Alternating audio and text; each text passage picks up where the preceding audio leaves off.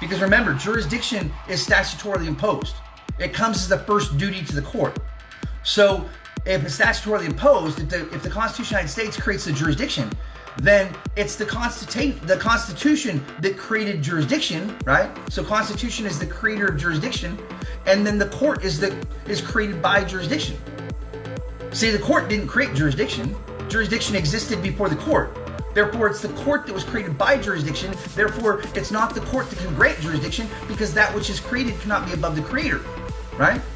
So if the Constitution is the creator, right, and then you have jurisdiction, and it's jurisdiction that creates the court or the court's authority, then the court cannot grant jurisdiction, because that which is created cannot be above the creator. Jurisdiction comes the first duty to court. Before a court can call anybody into that courtroom, they must first determine whether or not they have jurisdiction. And if they don't, then they don't have the authority to be a court. But that jurisdiction is constitutionally codified in statute, constitutional statute, right? So it's the Constitution that creates the jurisdiction, not the court. That's why Martin versus Hunter's lessee from the United States Supreme Court, 1816, states that it's not the court that grants jurisdiction to the Supreme Court, but rather the case. It's the case, because in all cases in which a state shall be party, the Supreme Court shall have original jurisdiction. It is the case that determines whether or not the Supreme Court has jurisdiction. So when you go to the state Supreme Court, or you go to the state appellate court, or you go to the United States District Court, and you say, hey, I would like to go to the Supreme Court. And they say, oh yeah, well, you got to exhaust remedies. You got to go and you got to get a decision from the highest court in the state before you can come into federal court. No, you don't. No, you don't.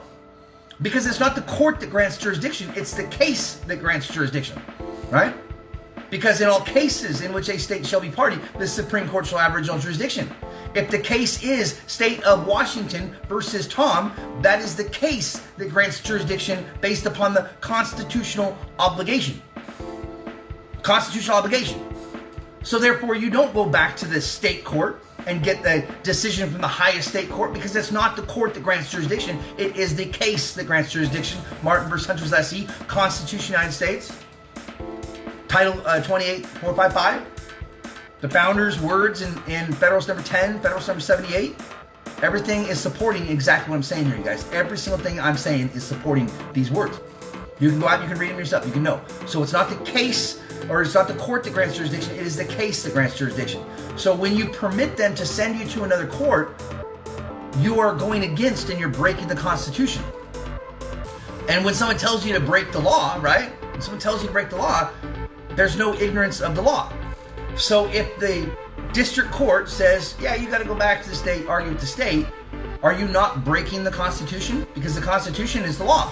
And it says that the United States Supreme Court has jurisdiction. If you go to any other court, you're breaking the law. And there's no excuse for breaking the law.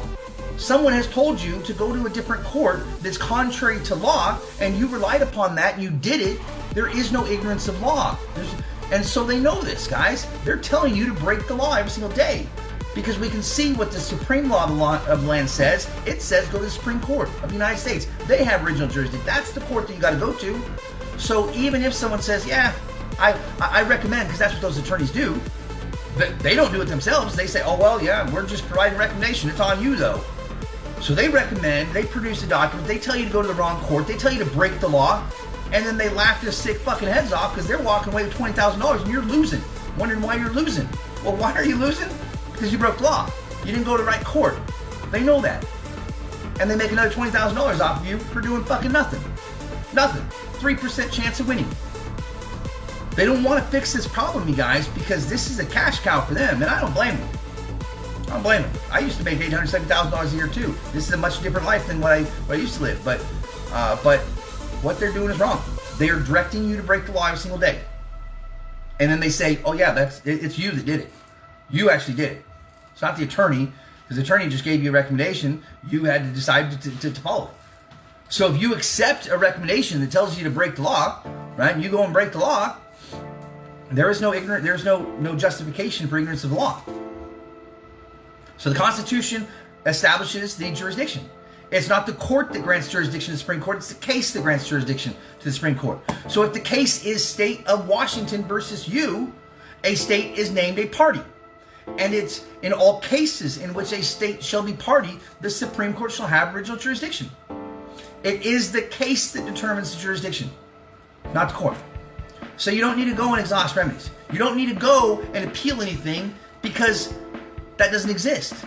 Because the court that had to act first, the very first court, according to the Constitution, is the United States Supreme Court, if a state is a party in the cause.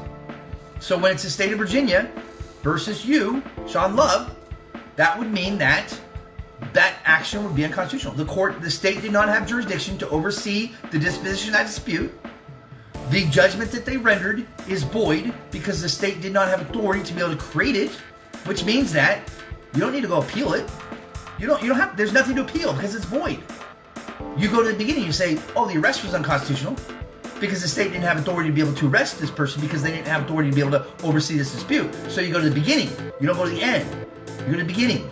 And when we go to the beginning, that's where we class everybody together. That's where we bring all these millions and tens of millions of people potentially together under one single procedural situation. We say, you know what? Every one of these people are all locked up illegally and unconstitutionally on judgments that are not valid. They're void because the state had no authority to be able to create the judgment, to be able to do it. And therefore, the arrest is unconstitutional. And if you have an unconstitutional arrest, everything that derives from that arrest must also be unconstitutional because it's all tainted by the illegality of the way in which it was obtained. If the arrest is unconstitutional, everything deriving from the arrest must also be unconstitutional. Therefore, we can litigate a massive number of cases together in one single procedural situation. And that's what I'm doing here. That's why I don't come to Mississippi or come to Ohio or come to Wisconsin to argue on individual cases, is because I can litigate these massively, collectively on one single issue. Does the state have authority to oversee the disposition of a dispute in which the state itself is a party in cause? No, they do not. So again, risk level. I think that this is a much lower risk. Please, if you guys can, donate. We have Cash App, Chime, we have Venmo, we have PayPal. They're all exactly the same as We Shall Be Free. That's WESHALLBEFREE. I can't do this work without you guys helping me, okay? So